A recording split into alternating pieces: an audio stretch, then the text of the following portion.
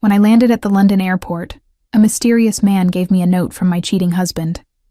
The vault is empty, crown jewels relocated, castle under new management. I laughed and said, "Tell him I was never the queen, I was the architect." The man looked stunned. "My name is Virginia. I'm 42 years old, and I run the financial operations for Crystwick Digital, one of the fastest-growing cybersecurity firms in Seattle. For the past 18 months, something had been gnawing at me about my husband Timothy. Little things. The way he started checking his phone constantly. How he suddenly needed to work late every Tuesday and Thursday. The cologne that wasn't mine lingering on his shirts. I'm not the type to make accusations without proof. Never have been. In my line of work, you learn to gather data first, analyze patterns, then act. So I watched. I waited. I documented everything with the same methodical precision I brought to corporate fraud investigations. Timothy thought he was being clever about hiding his affair with his assistant Julia. He probably assumed that because I spent my days buried in spreadsheets and security protocols, I was oblivious to what happened outside my office walls. He was wrong about that. Dead wrong. The first red flag came 6 months ago when he started asking casual questions about our joint accounts. How much did we have in savings? What were the access procedures for our investment portfolio? Could I walk him through the process of liquidating our mutual funds? He framed it as wanting to be more involved in our finances, which should have been a good thing. Should have been. But Timothy had never shown interest in money management during our 12 years of marriage. He was content to let me handle everything while he focused on his career as a commercial real estate broker. The sudden curiosity felt forced, like he was reading from a script someone else had written. I started keeping closer tabs on our accounts after that. Not because I suspected theft, but because something in his tone made me uneasy. Call it intuition. Call it professional paranoia. Whatever it was, it kept me checking our financial statements twice a week instead of monthly. The second warning sign was subtler. Timothy began making comments about how tied down we were by our assets. How nice it would be to have more liquid wealth instead of everything locked up in property and long-term investments. He suggested we might want to restructure our holdings, make things more accessible for quick decisions.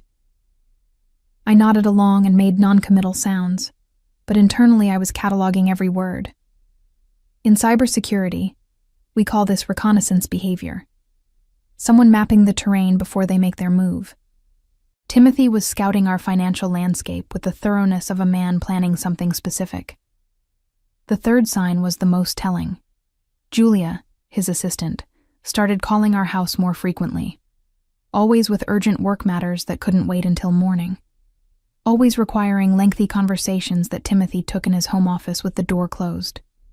The calls happened every Tuesday and Thursday evening, lasting exactly 45 minutes each time. I timed them. Professional habit. When I mentioned the pattern to Timothy, he laughed it off. Said Julia was dealing with some complicated client files and needed guidance. Perfectly reasonable explanation. Except I knew Julia had been working for Timothy's firm for 3 years. She wasn't a rookie who needed hand-holding on basic procedures. I started paying attention to other details. How Timothy's breath smelled like mints when he came home from work, even though he'd never been particularly concerned about dental hygiene before. How he'd developed a sudden interest in upgrading his wardrobe, replacing his comfortable khakis and polo shirts with more expensive dress shirts and designer ties. How he'd started going to the gym 4 days a week instead of his usual weekend routine. All of these changes could have been innocent. Midlife reinvention happens. People decide to take better care of themselves. Careers evolve and require different presentations. But taken together, the modifications painted a picture of a man trying to impress someone new. I could have confronted him directly, could have demanded explanations and confessions. Instead, I did what I do best. I investigated. The business trip to London was Timothy's idea. A real estate conference that would last 5 days, giving him opportunities to network with international clients and explore new market trends. He'd attended similar conferences before, so the concept wasn't unusual. What was unusual was his insistence that I shouldn't come along this time. Previous years, Timothy had always encouraged me to join him on business trips. We'd make mini vacations out of them, extending our stays to explore new cities together. This time, he claimed the schedule would be too demanding for a romantic getaway. Too many early meetings and late networking events. I'd be bored and lonely. Better off staying home. I booked my own flight to London the same day he did. Not to spy on him directly, but to create distance. Sometimes you need physical space to think clearly about a situation that's been consuming your mental energy. Sometimes you need to step away from the daily routine to see patterns you've been too close to notice. The night before my departure, Timothy seemed unusually nervous. He kept asking if I was sure I wanted to travel alone, if I had enough planned activities to keep me busy, if I'd remembered to pack everything I might need. His concern felt performative, like he was saying the words he thought a caring husband should say, while actually hoping I'd change my mind about the trip. I assured him I'd be fine, told him I was looking forward to some solo time to visit museums and explore neighborhoods at my own pace. He relaxed visibly when I said that, which told me everything I needed to know about his real priorities. The flight to London gave me 8 uninterrupted hours to think about my marriage and what I wanted to do next. I'd suspected Timothy's infidelity for months, but suspicion and proof are different things. Suspicion lets you live in denial if you choose to. Proof forces you to make decisions. By the time we landed at Heathrow, I'd made mine. The mysterious man approached me in the baggage claim area. Middle-aged, wearing an expensive suit, carrying himself with the confidence of someone accustomed to handling delicate situations.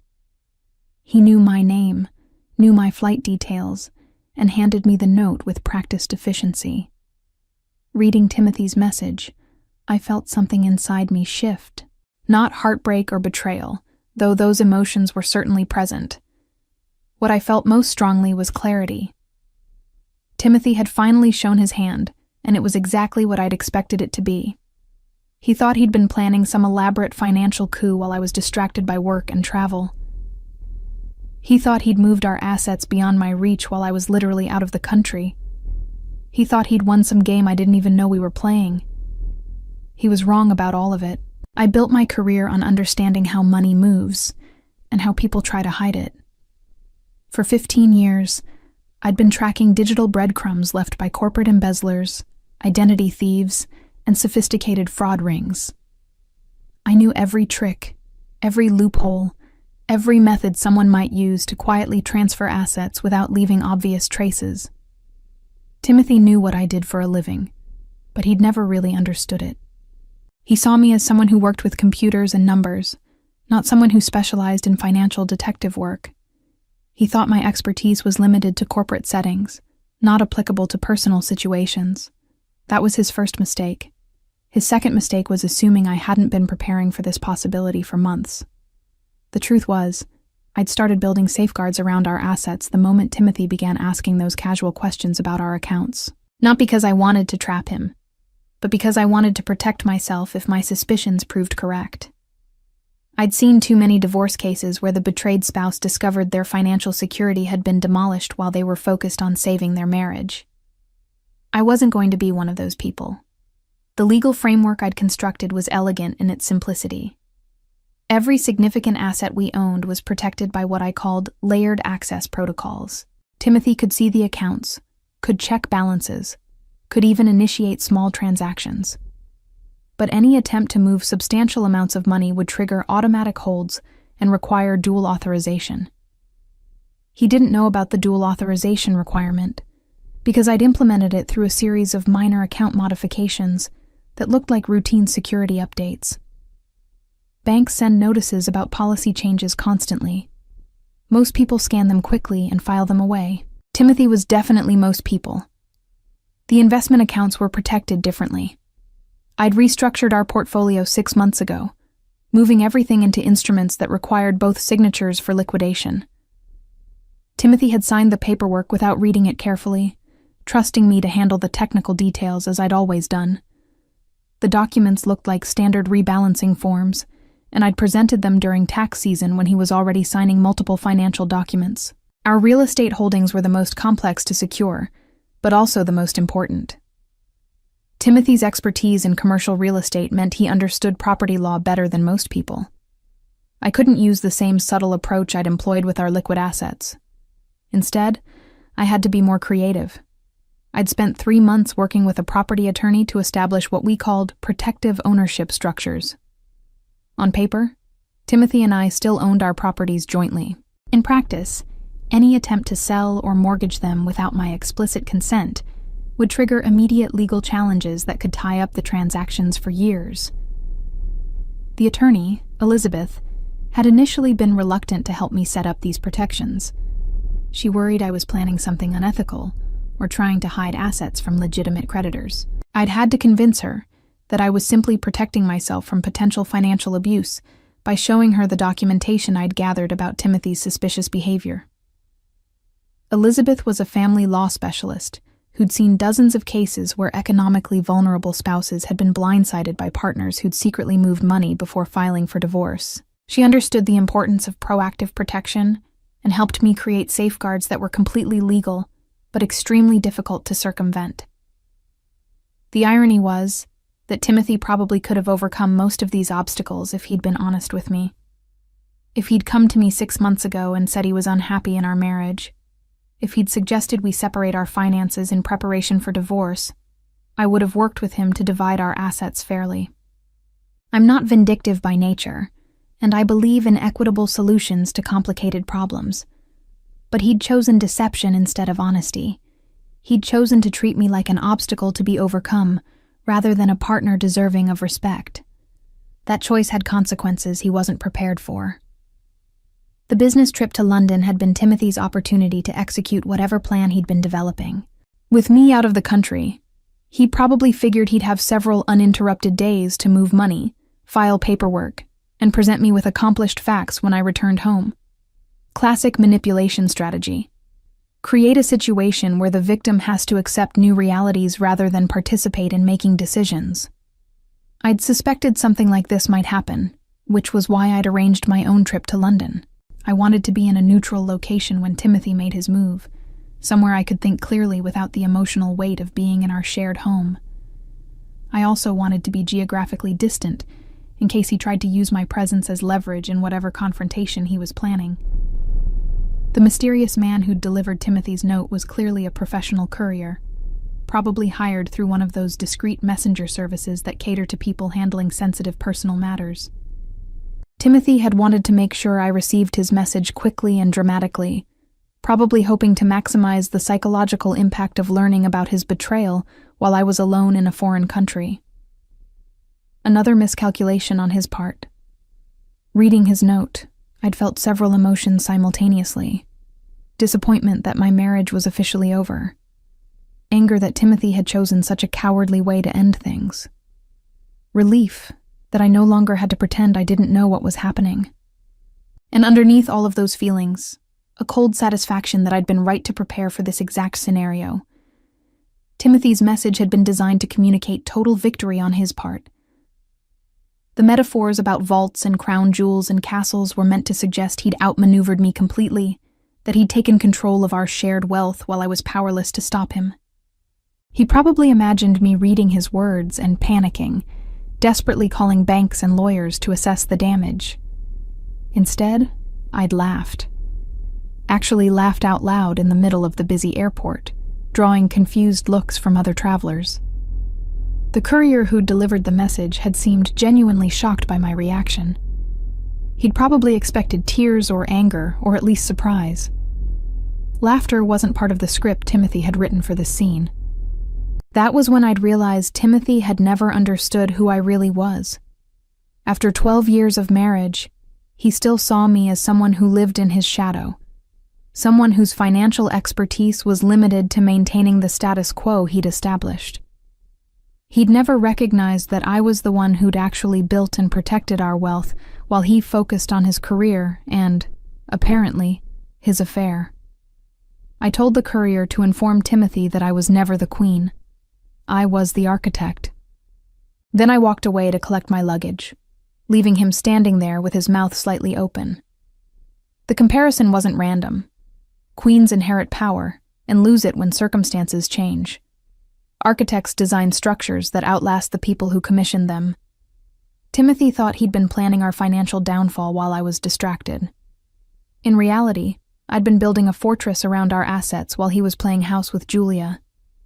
My hotel room overlooked the Thames, and I sat by the window with my laptop, systematically checking every account and investment I'd spent months protecting.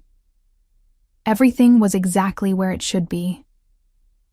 Timothy had tried to access our primary savings account, our money market fund, and our joint checking account. Each attempt had triggered the automatic holds I'd programmed into the system.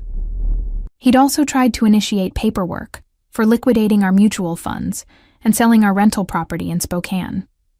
Both efforts had been blocked by the legal frameworks Elizabeth and I had constructed. The mutual fund company had sent him forms requiring my notarized signature before any transactions could proceed. The real estate attempt had triggered an immediate call from our property attorney, asking for written confirmation from both owners. I could picture Timothy's growing frustration as each of his carefully planned moves hit unexpected obstacles. He'd probably started his day feeling confident about his strategy, imagining himself systematically emptying our accounts while I was thousands of miles away and completely unaware of what was happening. By afternoon, he would have realized that nothing was working the way he'd expected. I opened my phone and found 27 missed calls from Timothy, all placed within the past 3 hours. No voicemails, which suggested he was too angry or panicked to trust himself to leave coherent messages.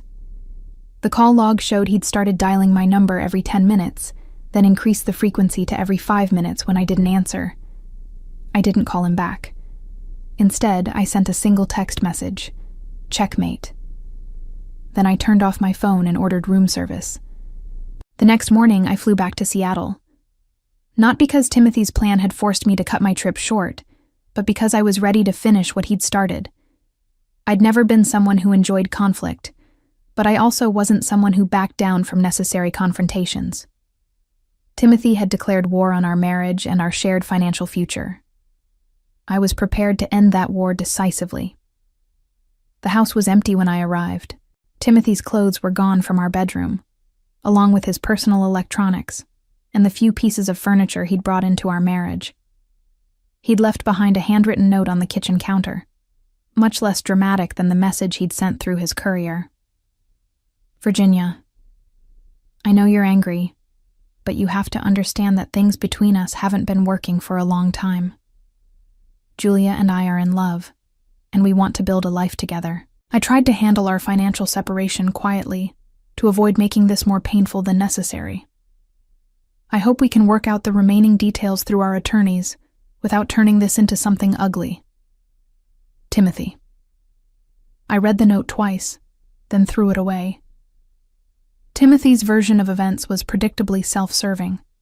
He was framing his betrayal as a mutual relationship failure and his attempted financial theft as a considerate gesture designed to minimize my pain. Classic manipulation tactics. Rewrite history to justify unforgivable behavior and present yourself as the reasonable party trying to avoid unnecessary conflict. He'd also managed to avoid taking responsibility for any of his choices. Things between us hadn't been working, as if relationship problems were natural disasters that happened to people, rather than consequences of specific decisions. He tried to handle our financial separation quietly, as if stealing money was a form of courtesy rather than a crime. I spent the afternoon reviewing the damage he'd attempted to inflict. The holds on our accounts would remain in place until I decided to lift them. The legal protections around our real estate holdings meant Timothy couldn't touch those assets without my cooperation. Our investment portfolio was completely secure. Timothy had managed to empty one account, our household checking account, which had contained about $8,000. He'd also taken some cash from the safe in our home office, maybe another $3,000. In the context of our overall wealth, these amounts were insignificant. He'd essentially stolen pocket change while trying to convince himself he'd pulled off a major heist. But the real revelation came when I started examining Timothy's recent financial activity more closely. I'd installed monitoring software on our shared computer months ago, part of my broader effort to understand what he was planning. The software had been tracking his online banking sessions, his email communications, and his web browsing history. What I discovered was worse than simple adultery and attempted theft. Timothy and Julia had been planning their exit strategy for almost a year. They'd opened joint accounts at banks I'd never heard of. They'd researched property rentals in Portland, where Julia's sister lived. They'd even started a small business together, some kind of consulting firm that existed mainly on paper, but was designed to provide legitimate reasons for moving money between accounts. Most damaging of all, Timothy had been slowly draining value from his real estate brokerage clients. Nothing dramatic enough to trigger immediate attention, but a pattern of minor fee padding, commission skimming, and expense manipulation that had probably netted him close to $60,000 over the past 8 months. That money wasn't community property. It was stolen wealth that Timothy had been hiding while planning to abandon our marriage. He'd been building a nest egg for his new life with Julia by cheating his professional clients, then planning to steal our legitimate marital assets as a bonus on his way out the door. I printed every piece of evidence I'd collected and organized it into a comprehensive file. Bank records, email threads, browser histories, accounting irregularities, timeline documentation. Everything a prosecutor would need to build a fraud case against Timothy, and everything a divorce attorney would need to ensure he lost access to any marital assets. But I wasn't ready to involve attorneys or law enforcement yet. Timothy thought he'd been clever about covering his tracks. He thought his plan had failed because of bad luck or poor timing, not because he'd been systematically outmaneuvered by someone who understood financial crime better than he did. I wanted him to know the truth before other people got involved. I wanted him to understand that his elaborate scheme had been visible to me from the beginning, that every move he'd made had been anticipated and countered. I wanted him to realize that the woman he'd been living with for 12 years was not the naive, dependent person he'd imagined her to be. I wanted Timothy to understand that declaring war on me had been the biggest mistake of his life. He'd sent me a note claiming the castle was under new management. Time to show him who the real ruler had always been. Timothy called me 3 times the morning after I returned from London. I let each call go to voicemail, then listened to his messages while drinking coffee in our kitchen. His tone progressed from confused to frustrated to barely controlled anger. "Virginia, I know you're back. Your car is in the driveway. We need to talk about this situation like adults. Whatever you think you've done to our accounts, it needs to be fixed immediately. Call me back." The second message was less diplomatic. "This is ridiculous. You're acting like a child. I tried to handle our separation professionally, and now you're playing games with our money. I have legal rights to those accounts, and you know it. Call me." The third message revealed his growing desperation. "Look, I get that you're hurt. I understand why you're angry, but freezing our assets isn't going to change anything between us. We still need to work out a fair division of property. Stop being vindictive and call me back so we can resolve this." I deleted all 3 messages without responding. Instead, I called my attorney Elizabeth and asked her to meet me for lunch. We chose a restaurant downtown, far enough from both our offices to ensure privacy. Elizabeth had been handling our family's legal affairs for 2 years, but she'd never seen me in crisis mode before. I wanted her to understand the full scope of what Timothy had attempted. The protections we put in place worked perfectly, I told her over salad. Timothy tried to access every major account and liquidate our investments. Everything was blocked exactly as we designed it. Elizabeth nodded, making notes on her legal pad. "What about the real estate holdings?" "He attempted to initiate sales paperwork for the rental property. Your office contacted him for dual authorization signatures, which stopped the process cold. He also tried to take out a home equity loan against our primary residence. That was blocked too." "Good. The protective structures are functioning as intended." She paused, studying my expression. "But I sense there's more to this story." I spent the next 30 minutes walking Elizabeth through everything I'd discovered about Timothy's extended deception. The evidence of his affair with Julia, the secret business they'd established together. Most importantly, the pattern of professional fraud I'd uncovered through monitoring his online activities. Elizabeth's expression grew increasingly serious as I presented each piece of documentation. Virginia, what you're describing isn't just marital infidelity. This is systematic financial fraud targeting his clients. That's a criminal matter. I know, but I want to handle this strategically. Timothy thinks his plan failed due to technical difficulties or bad timing.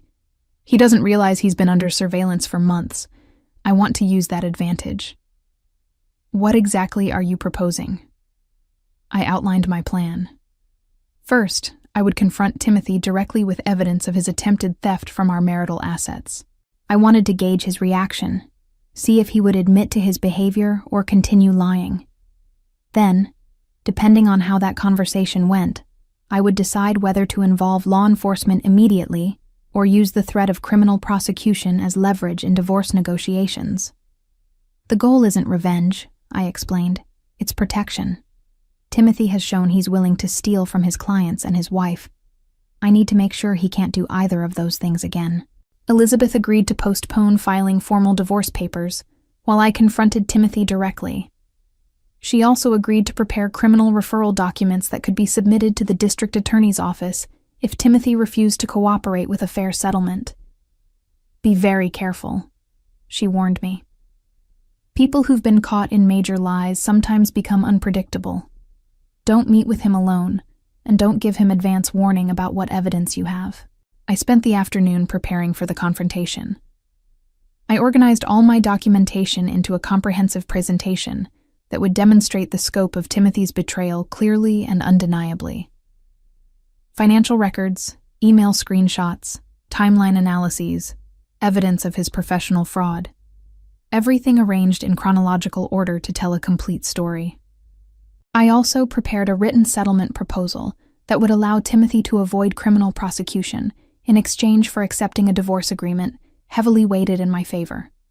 He would walk away with minimal assets, but he would avoid prison time and professional ruin, a reasonable trade-off for someone who'd attempted to steal from multiple victims. Timothy showed up at our house that evening unannounced.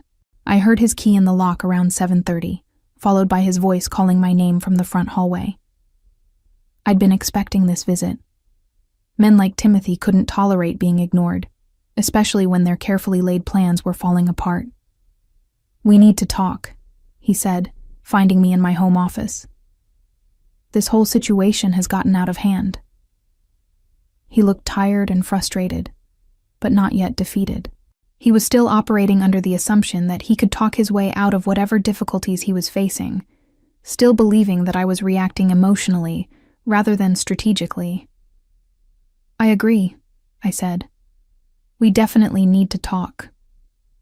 I gestured for him to sit in the chair across from my desk, the same chair where he'd signed the financial documents that had unknowingly protected our assets from his theft attempts.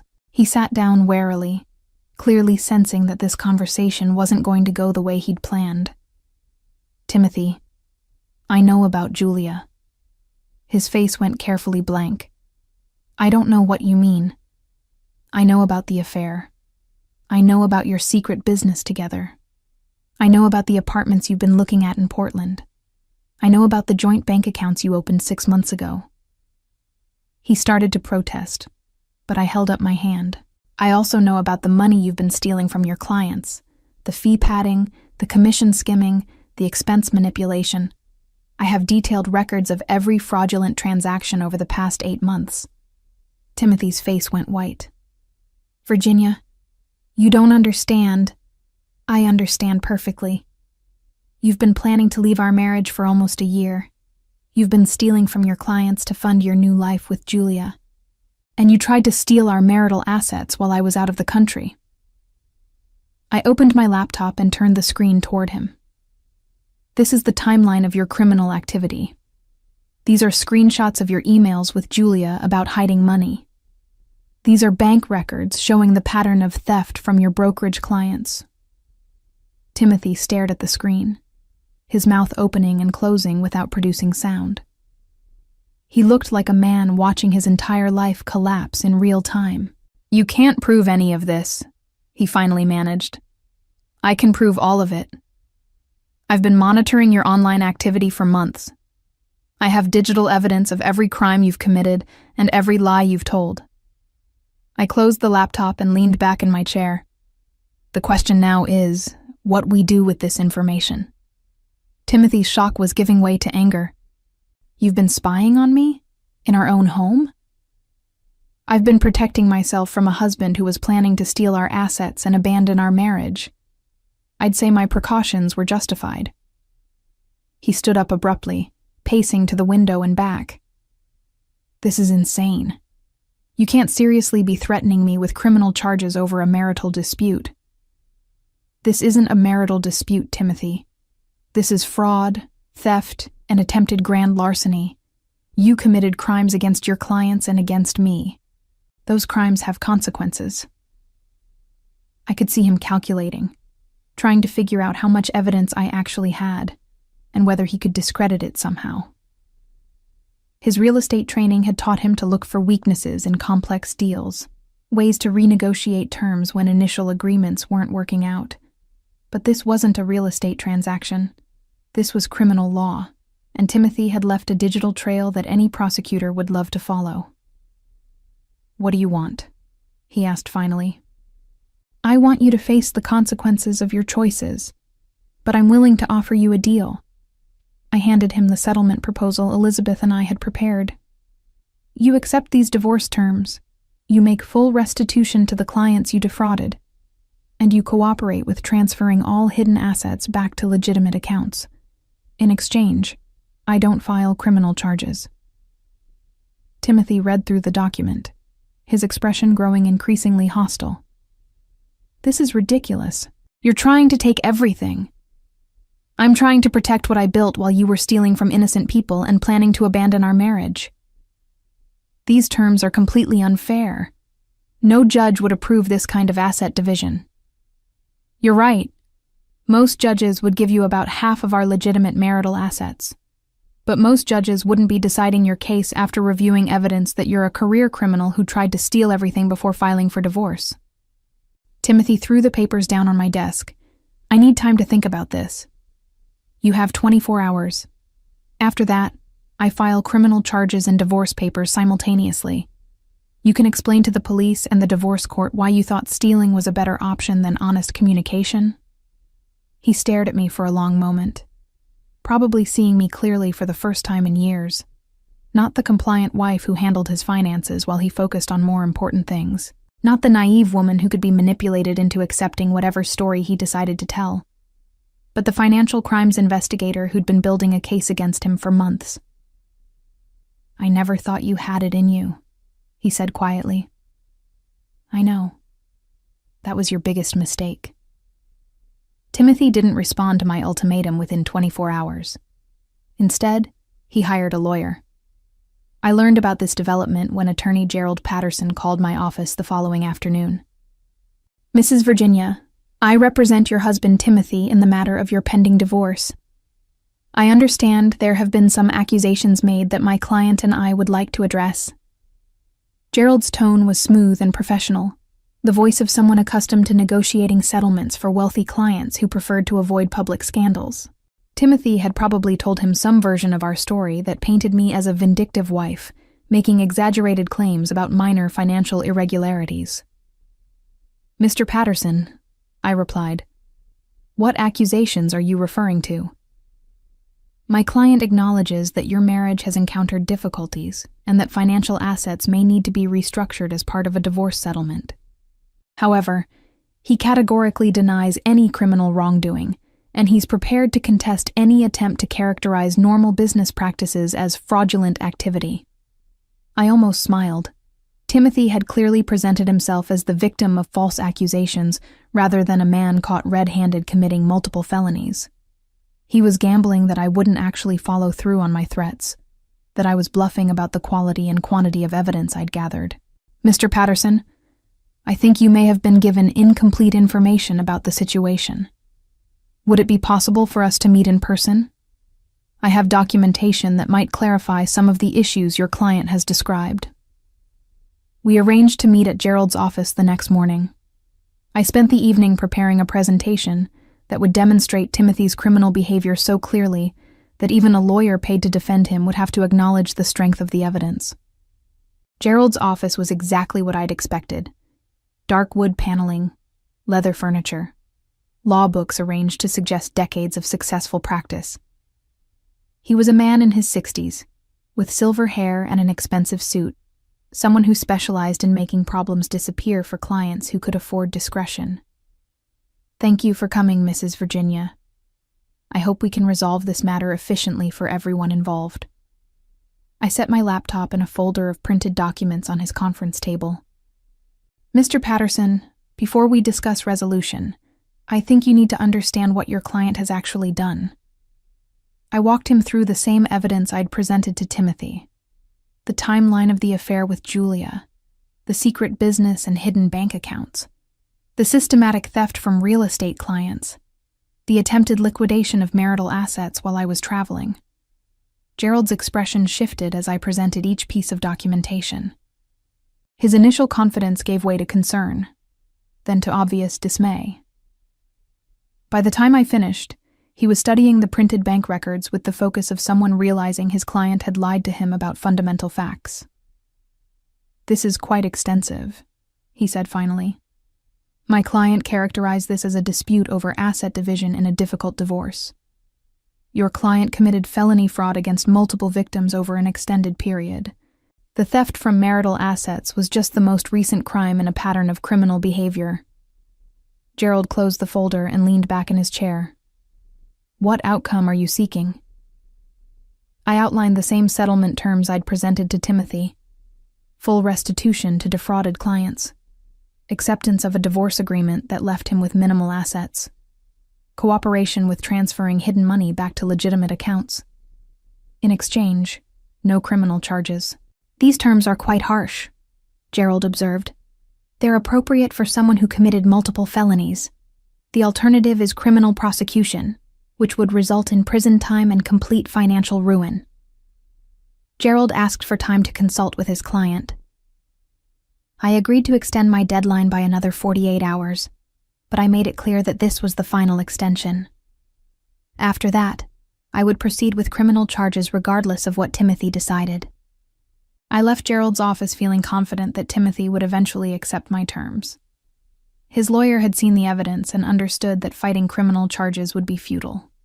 No competent attorney would advise a client to risk years in prison over a divorce settlement, especially when the evidence was overwhelming. But Timothy surprised me again. Instead of accepting the settlement, he went on the offensive. I discovered his new strategy when I arrived home from work 2 days later to find police officers waiting in my driveway. Detective Sarah Morrison introduced herself and explained that Timothy had filed a complaint, alleging that I'd been engaging in illegal surveillance and making extortionate threats. "Mr. Timothy claims you've been monitoring his online activities without his consent and threatening to file false criminal charges unless he agrees to an unfair divorce settlement," Detective Morrison explained. "These are serious allegations that we need to investigate." I invited the detective inside and offered to show her the same evidence I'd presented to Gerald. "Detective Morrison, I'd like you to understand what actually happened here before deciding whether my husband's complaints have merit." I walked her through the timeline, the financial fraud, the attempted theft of marital assets. I showed her the legal documentation Elizabeth and I had prepared to protect our accounts. I explained that everything I'd done was designed to prevent criminal activity, not to facilitate it. Detective Morrison was thorough and professional. She examined my evidence carefully, asked detailed questions about my monitoring methods, and took notes on everything I presented. Unlike Gerald, she had experience with financial crimes and understood the significance of the digital trail Timothy had left. "Mrs. Virginia, based on what you've shown me, it appears your husband may have committed serious crimes. The surveillance methods you used are legally questionable in a marital context, but the evidence you gathered seems to document genuine criminal activity." She paused, reviewing her notes. "I'm going to need to interview your husband and examine the accounts he accessed. If your allegations are accurate, we'll be looking at charges for fraud, attempted theft, and possibly embezzlement." I felt a mixture of relief and apprehension. relief that law enforcement was taking Timothy's crimes seriously, apprehension because criminal prosecution would make our situation much more complicated and public than I'd originally intended.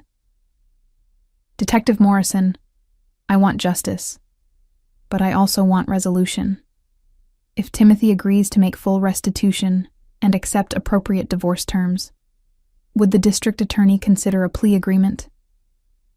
That would depend on the extent of the fraud and the cooperation of the victims. But yes, plea agreements are always possible when defendants take responsibility for their actions and make victims whole. After Detective Morrison left, I called Elizabeth to update her on this new development. Timothy's decision to involve law enforcement had backfired spectacularly. Instead of casting doubt on my credibility, he'd invited official scrutiny of his criminal behavior. This actually strengthens our position, Elizabeth told me. Now that there's an active police investigation, Timothy can't claim you're making empty threats. He's looking at real criminal charges with serious consequences. That evening, Gerald called me directly. Mrs. Virginia, my client would like to reconsider your settlement proposal. Recent developments have clarified certain aspects of this situation. What developments are those, Mr. Patterson? My client acknowledges that some of his business practices may have been inappropriate. He's willing to discuss making restitution to affected parties and accepting modified divorce terms. Timothy was trying to negotiate from a position of weakness, while pretending he still had leverage. He'd gone from denying everything to acknowledging inappropriate business practices, legal speak for admitting to crimes while avoiding explicitly incriminating language. The settlement terms haven't changed, I told Gerald. Full restitution, asset forfeiture, cooperation with authorities. Those are still the only conditions under which I'll agree to support a plea arrangement. My client feels these terms are punitive rather than restorative. Your client committed felonies against multiple victims. Punitive consequences are appropriate. Gerald asked for another extension to discuss options with Timothy. I refused. Mr. Patterson, your client has had multiple opportunities to resolve this matter. Tomorrow morning, I'm providing all my evidence to Detective Morrison and requesting formal criminal charges. After that, any plea negotiations will have to go through the district attorney's office. Timothy had made his choice. He decided to fight rather than accept responsibility for his actions. Now he would face the full consequences of that decision.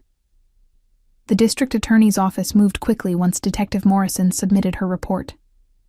Within a week, Timothy was facing formal charges for fraud, attempted theft, and embezzlement. The local newspaper picked up the story, running a front-page article about a prominent real estate broker accused of stealing from clients and attempting to liquidate marital assets during a divorce.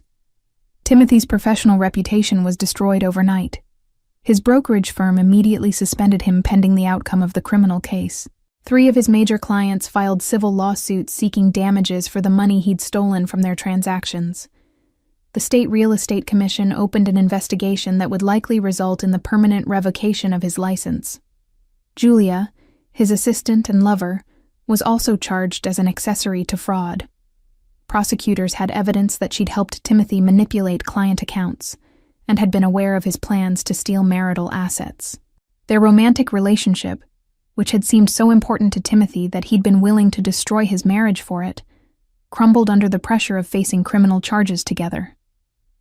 I watched these developments unfold with a mixture of satisfaction and sadness. Satisfaction, because Timothy was finally facing consequences for his choices. Sadness, because the man I'd loved for 12 years had turned out to be someone capable of betraying everyone who trusted him. Elizabeth filed our divorce papers, while Timothy was dealing with his criminal charges. With his reputation destroyed and his assets frozen pending restitution orders, he was in no position to contest our proposed settlement. He agreed to everything: minimal asset retention, full cooperation with asset recovery, and acknowledgement that his attempted theft had forfeited any claim to marital property. The divorce was finalized 3 months later. Timothy pleaded guilty to reduced charges in exchange for making full restitution to his victims and accepting a suspended sentence with probation. He avoided prison time, But his career in real estate was over, his financial resources were exhausted, and his relationship with Julia had ended when she blamed him for involving her in his criminal schemes. I moved forward with rebuilding my life.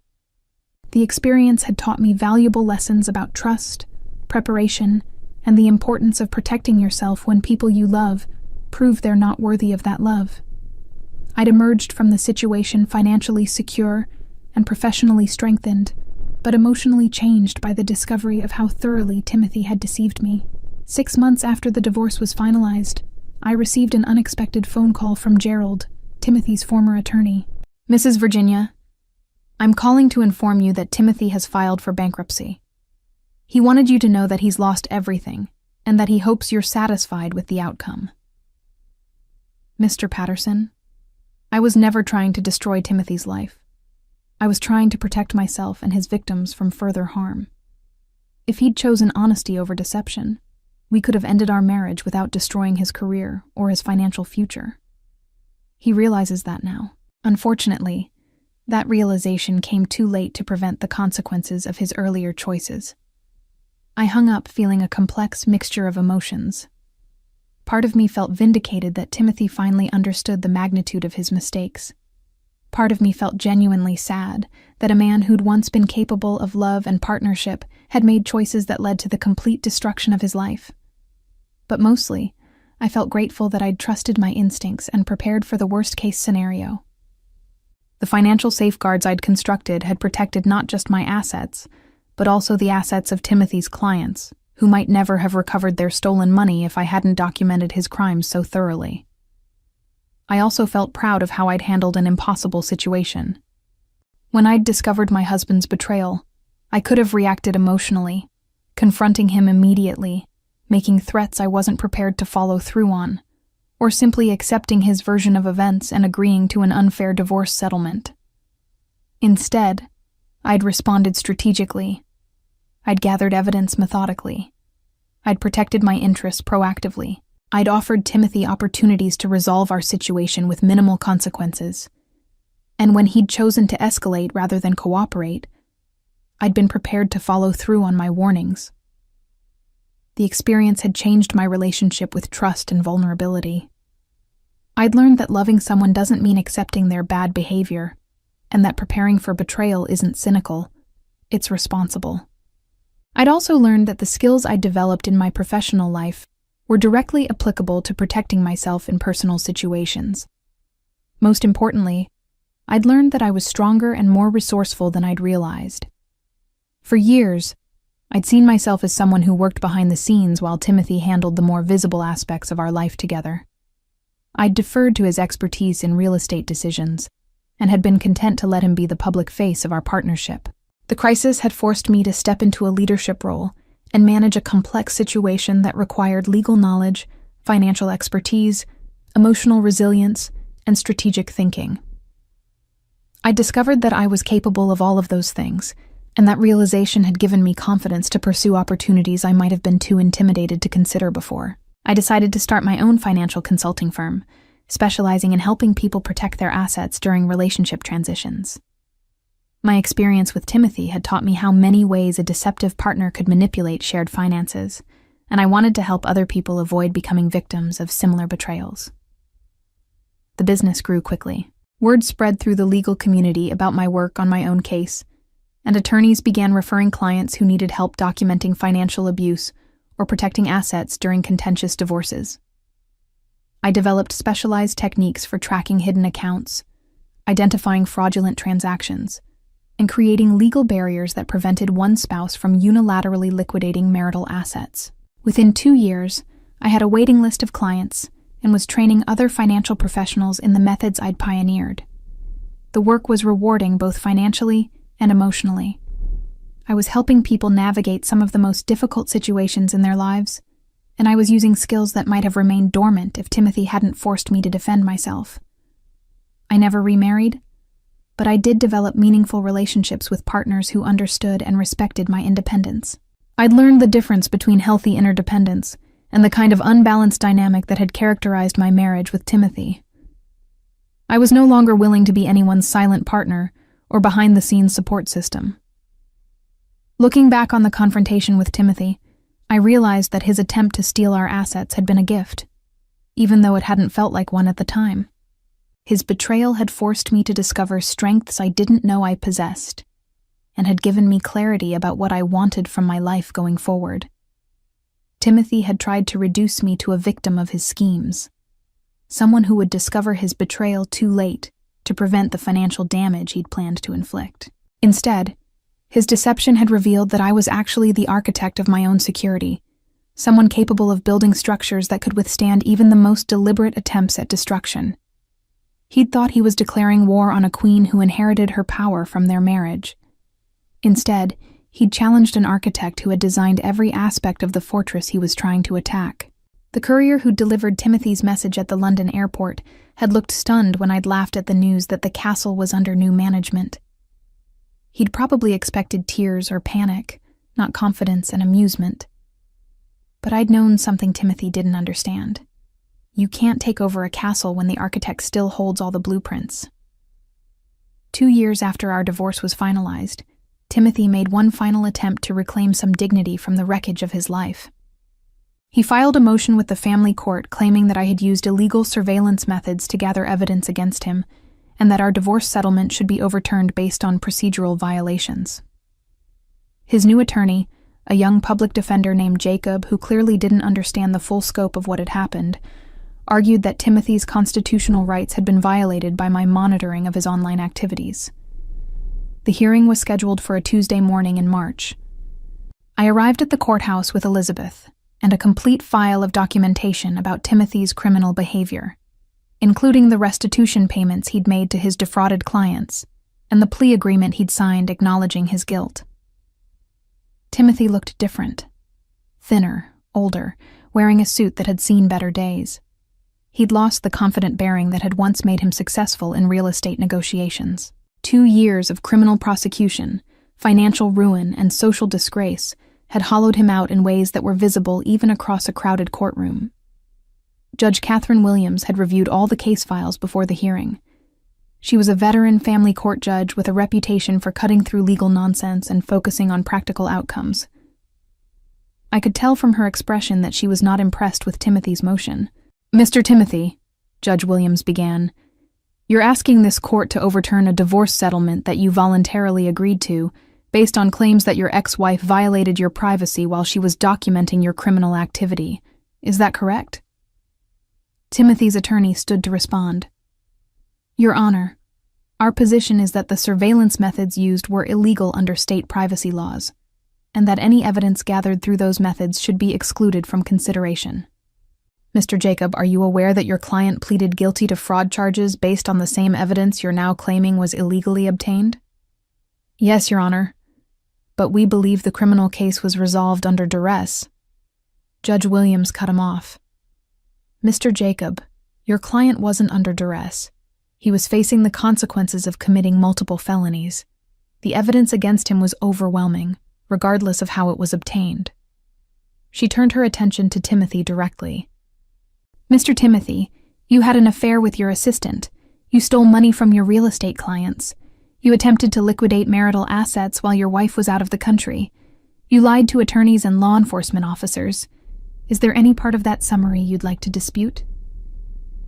Timothy stood slowly.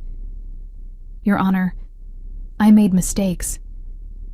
"You committed crimes, Mr. Timothy. Multiple felonies that harmed innocent people who trusted you professionally and personally." The judge reviewed the settlement documents. "Your ex-wife offered you an opportunity to avoid criminal prosecution in exchange for making restitution and accepting reasonable divorce terms. You chose to fight those terms and ended up facing criminal charges anyway. Now you want this court to reward your poor judgment by giving you a second chance at divorce negotiations?" Timothy's attorney tried to interrupt, but Judge Williams continued. "Furthermore, you're asking me to ignore the fact that your ex-wife's actions protected not just her own interests, but also the interests of your clients who were being defrauded. Her documentation of your criminal behavior led to restitution payments that might never have been recovered otherwise." I watched Timothy's face as the judge spoke. He looked like a man finally understanding that his actions had consequences that couldn't be negotiated away, or appealed to a higher authority. The courtroom was a place where facts mattered more than charm or manipulation, and the facts were overwhelmingly against him. Motion denied, Judge Williams concluded. The divorce settlement stands as originally agreed. Mr. Timothy, you've wasted this court's time with a frivolous filing that demonstrates you still haven't accepted responsibility for the choices that led to your current situation. As we left the courthouse, Timothy approached me in the parking lot. He looked defeated, older than his years, carrying himself like someone who'd finally run out of options and schemes. Virginia, I know you probably don't want to hear from me, but I wanted to apologize. For everything. For the affair. For trying to steal our money. For the way I treated you during our marriage. I realize now that you were always the strong one, and I was too stupid and selfish to appreciate what I had. I studied his face, looking for signs of manipulation or false sincerity. Instead, I saw genuine regret, and what looked like actual understanding of how thoroughly he'd destroyed his own life. Timothy, I appreciate the apology, but you should know that I don't need it for my own peace of mind. I resolved my feelings about our marriage a long time ago. He nodded slowly. I know. I can see that you've moved on and built something better. I just wanted you to know that I understand how wrong I was about everything. I drove home from the courthouse feeling a sense of closure I hadn't expected.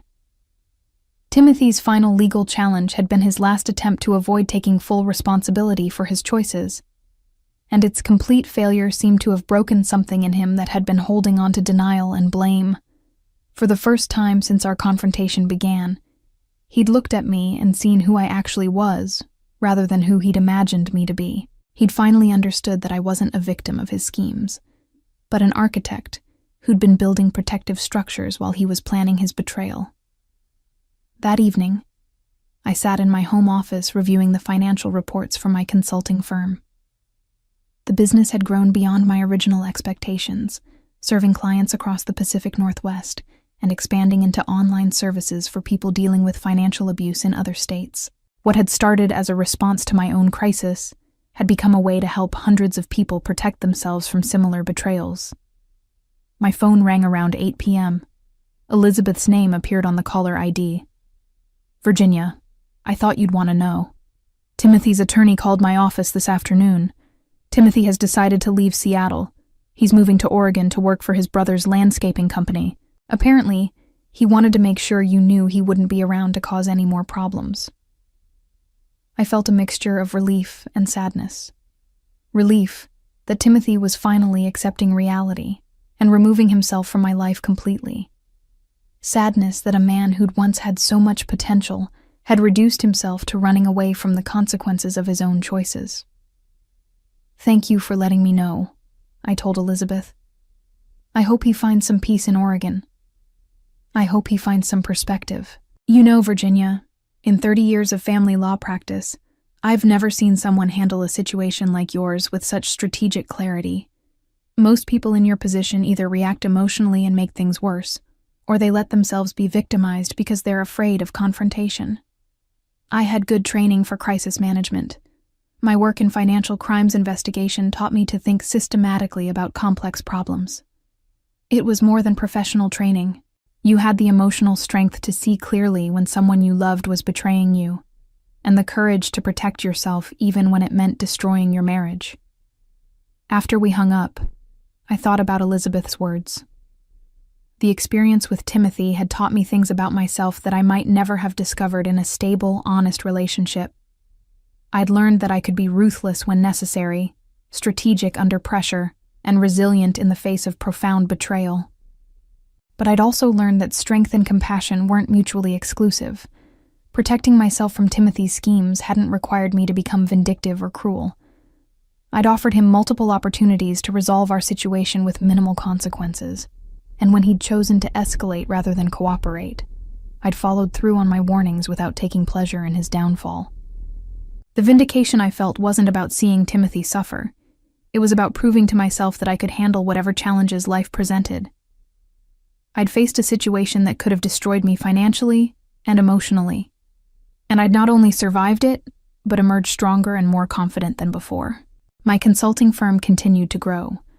My personal relationships were healthier and more balanced, and I'd discovered professional fulfillment I'd never experienced while living in Timothy's shadow. The crisis he'd created by trying to steal our assets had ultimately freed me to become the person I was meant to be. Timothy spent the following years working manual labor for his brother's company, living in a small apartment in Portland, and slowly paying off the debts his criminal behavior had created. Julia left Oregon within 6 months of arriving, unable to find work in her field and unwilling to associate with someone whose reputation had been destroyed by fraud charges. Timothy's former colleagues in real estate treated him as a cautionary tale, and his name became synonymous with professional betrayal throughout the Seattle business community. He never remarried, never rebuilt his career, and spent the remainder of his life as a reminder of how quickly success can turn to ruin when someone chooses deception over integrity. Looking back now, I understand that Timothy's betrayal was the best thing that ever happened to me. Not because I enjoyed watching him suffer the consequences of his choices, but because his attempt to destroy me revealed strengths I never knew I possessed.